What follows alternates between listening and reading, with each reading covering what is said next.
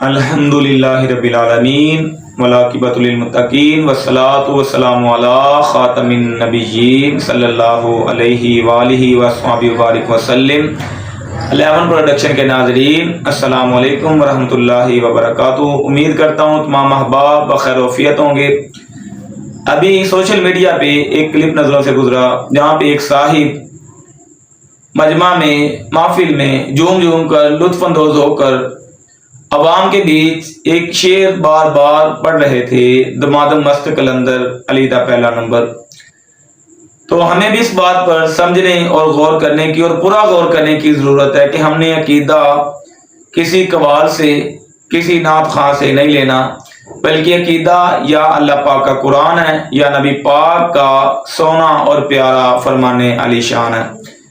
تو جب ہم قرآن پر سرکار کے فرمان علی شان تک رسائی ہماری ہو جائے گی، علماء سے ہماری وابستگی ہوگی، تو پھر ہم کسی قوال سے عقیدہ نہیں لیں گے، پھر ہم کسی بھی داڑھی مننے نعت خواں سے عقیدہ نہیں لیں گے۔ عقیدہ ہم علماء اہل سنت سے لیں گے، وہ بھی جو کہ مستند ہوں گے۔ تو ناظرین، اس بات پر تمام احباب ضرور غور کیجئے اور سن لیجئے کہ اہل سنت کے نزدیک تقریباً 1450 سال سے مولا کائنات خلیفہ راشد ہیں، ایک عظیم مقام رکھتے ہیں، نبی پاک کے داماد ہیں، حسنین کریمین کے بابا جان ہیں، سیدہ خاتون جنت کے شوہر ہیں، باب مدینہ العلم ہیں۔ سرکار نے انہیں فرمایا صحابہ کرام کے مجمع میں کہ من کنت مولا ہو فہذا علی المولا، یہاں تک سرکار نے فرما دیا۔ لیکن اس بات پر غور کیجئے کہ مولا سے مراد یہاں پہ خلافت نہیں تھی۔ مولا کہنے سے مراد یہاں پر سرکار نے کوئی اعلان خلافت نہیں کیا، بلکہ اعلان ولایت کیا۔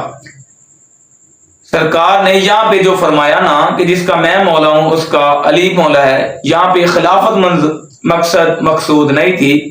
یہاں پہ سرکار فرما رہے تھے کہ اے صحابہ، جیسے تم لوگ میرے ساتھ محبت کرتے ہو ایسے ہی علی کے ساتھ بھی محبت کرو، جیسے تم لوگ میرے ساتھ عقیدت رکھتے ہو ویسے ہی میرے علی کے ساتھ بھی، میرے بعد بھی اسی طرح ہی محبت رکھنا۔ کیونکہ سرکار تو پہلے ہی فرما چکے تھے کہ علی کی محبت کسی منافق کے سینے میں آ سکتی نہیں، علی کے ساتھ پیار صرف اور صرف صاحب ایمان ہی کرے گا۔ تو بات میں یہ کر رہا تھا کہ علی کا پہلا نمبر نہیں ہے، کیونکہ پہلا نمبر دینے والی میرے نبی کی ذات خود ہے کہ سرکار اپنی دنیا سے پردہ کر جانے سے چند ایام پہلے اپنا وصال باکمال فرمانے سے پہلے ہی سرکار نے اپنی زندگی میں کم و بیش 18 نمازیں سیدنا صدیق اکبر کو اپنا مصلی عطا فرما کر صحابہ کرام کو پیچھے کھڑی کر کے سرکار نے خود ادا کروائی۔ بلکہ یہاں تک فرمایا حضرت ام المومنین سیدہ عائشہ صدیقہ رضی اللہ تعالی عنہا سے کہ اپنے بابا جان سے فرمائیں مرو ابا بکر فلیصلی بالناس، کہ آپ اپنے بابا جان ابو بکر صدیق سے فرمائیں، عرض کریں جا کر کہ میں فرما رہا ہوں کہ آپ جائیں مصلی امامت پر کھڑے ہو جائیں اور لوگوں کو نماز ادا کروائیں۔ تو الحمدللہ ہم دل و جان سے سرکار کے اس فرمان پہ یقین رکھے ہوئے ہیں اور دل و جان سے ہم تسلیم کیے ہوئے ہیں کہ سرکار نے اپنی حیات طیبہ میں جن کو مصلی امامت عطا فرمائی، کیونکہ امامت کوئی عام منصب نہیں، مصلی میرے نبی کا تھا، میرے نبی با اختیار تھے، مختار کل تھے، تو سرکار نے اپنے اختیار سے، اپنی چاہت سے، اللہ پاک کی توفیق سے، اللہ پاک کی رضامندی سے سیدنا صدیق اکبر کو مصلی امامت عطا فرمایا۔ تو ہمیں تو جو سرکار کے بعد سب سے پہلے مصلی پہ نظر آئیں گے، ہم تو پہلا نمبر انہیں کو ہی دیں گے بھائی۔ تو 1450 سال سے امت کا اس بات پر اجماع رہا کہ افضل الخلق بعد الرسول جناب سیدنا صدیق اکبر پاک کی ذات، ان کے بعد امت کو جو مصلی پر نظر آئے ان کے بعد دوسرا نمبر ان کا ہوا جناب فاروق اعظم پاک کا، ان کے بعد جو امت کو مصلی رسول پر نظر آئے تیسرا نمبر ان کا ہوا سیدنا عثمان غنی، جن کو سرکار نے اپنی 2 شہزادیاں یک کے بعد دیگرے نکاح میں عطا فرمائی۔ یہاں تک فرما دیا کہ میری اور بھی شہزادیاں ہوتی تو عثمان غنی کو یہ کہ بعد دیگر میں عطا فرماتا جاتا۔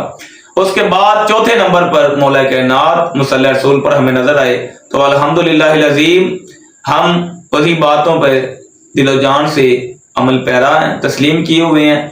سرکار کے بعد پہلے نمبر پر مصلی رسول پر سیدنا صدیق اکبر پاک آئے تو الحمدللہ پہلا نمبر ان کا، ان کے بعد دوسرے نمبر پر فاروق اعظم آئے تو دوسرا نمبر ان کا، تیسرے نمبر پہ ان کے بعد حضرت عثمان غنی آئے۔ پھر کمال کی بات یہ ہے لوگ خود کو مولا علی پاک کا مرید کہہ رہے ہیں، بھئی مولا علی پاک تو ہاتھ باندھ کے تینوں کے پیچھے کھڑے ہیں، تو آپ پھر زبان درازی کر کے کیوں اپنا نامہ اعمال ضائع کر رہے ہیں؟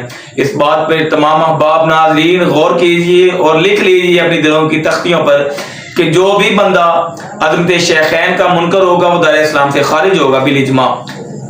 امت نے اس بات پر اجماع کیا، 1450 سال سے امت اس بات پر متفق ہے کہ جو بھی عظمت شیخین خلافت شیخین کا منکر ہوگا دار اسلام سے خارج ہوگا، کیونکہ ان کی عظمت یہی ہے کہ اگر کوئی علی پاک کا ماننے والا تو اس بات پہ غور کرے کہ علی پاک ہاتھ باندھ کے ان کے پیچھے کھڑے ہوئے ہیں۔ ان کی عظمت یہی ہے کہ سرکار نے خود ان کو مصلی عطا فرمایا۔ ان کی عظمت یہی ہے کہ سرکار خود فرما گئے کہ رب العالمین نے میرے صحابہ جیسا دل کسی کو عطا نہیں فرمایا۔ سرکار خود فرما گئے لوگو لا تسبوا اصحابی، میرے صحابہ کرام پر زبان درازی نہ کرنا۔ تو سرکار کے فرمان علی شان کے مطابق مولا کائنات ہم میں خلیفہ راشد ہیں، ان کا مقام کائنات میں بلند و بالا ہے۔ الحمدللہ العظیم اہل سنت اس بات پر متفق ہیں کہ مولا کائنات کے قدموں کو لگنے والی خاک بھی ہمارے اگر مل جائے تو ہم اپنی آنکھوں کا سرما بنائے ہوئے ہیں۔ تو لیکن یہ بات نہیں ہے کہ پہلا نمبر علی کا، پہلا نمبر صدیق کا، دوسرا فاروق اعظم کا، تیسرا عثمان غنی کا، چوتھا مولا علی کا۔ جیسے مصلی رسول صحابہ کرام میں بھی ترتیب آیا ویسے ہی خلافت بھی آئی اور ویسے ہی نمبر بھی آئے۔ تو اعلیٰ حضرت پاک ہماری تربیت فرما گئے۔ اعلیٰ حضرت نے ہمیں بتایا کہ اہل سنت کا ہے بیڑا پار، اصحاب حضور نجم ہیں اور ناؤ ہے عطرت رسول اللہ کی۔ تو الحمدللہ العظیم ہم اعلیٰ حضرت پاک کا دامن تھام کر راہ ہدایت پر ہیں۔ اللہ پاک ہم سب کو تحقیق اعلیٰ حضرت اور سلف صالحین اور 1450 سال سے جو امت کے متفقہ عقائد ہیں اس پہ قائم اور دائم رہنے کی توفیق عطا فرمائے۔ الامان والحفیظ آمین بجاہ النبی الرؤوف الرحیم۔